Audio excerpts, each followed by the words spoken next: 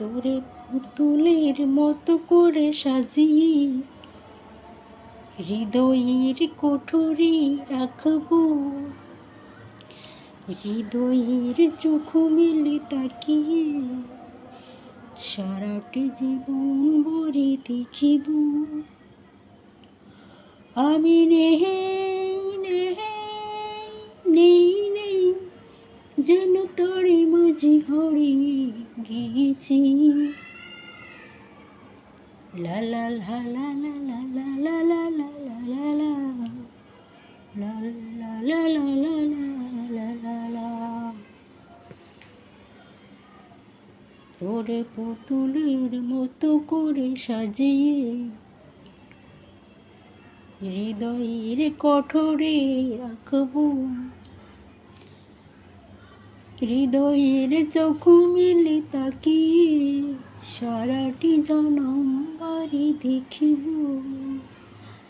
আমি নেই নেই নেই নেই যেন তারই মাঝে হারিয়ে গিয়েছি।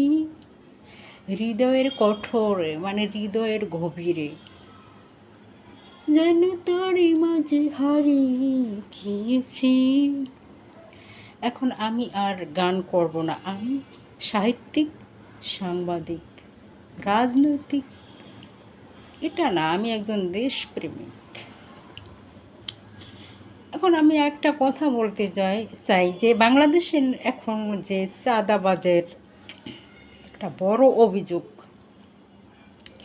যখনই চাঁদাবাজি হয় সারা বাংলাদেশে, তখন মানুষ মনে করে যে এটা তো বিএমপি করছে। আসলে বিএমপির কয় না যে সব মানুষের লবণ খায়, সব মানুষের নাম পড়ে কার মাথায়, ওই বিএনপি। আসলে আমি মনে করি আমার জায়গা থেকে আমি যেটা বলতে চাই, আসলে একজন নিরপেক্ষ মানুষ হিসাবে যে নিরপেক্ষভাবে যেভাবে আমি সাংবাদিকতা করি, আমার পেশা সাংবাদিক, এটা আমি আরও বলছি।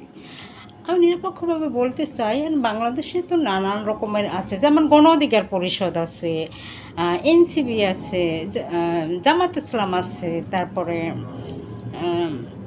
আর কত দল যে বেরোইছে বাংলাদেশে, এবি পার্টি আছে, বিএনপি এরা একটি বড় দল, এদের সমস্যা এটা, এরা বড় দল।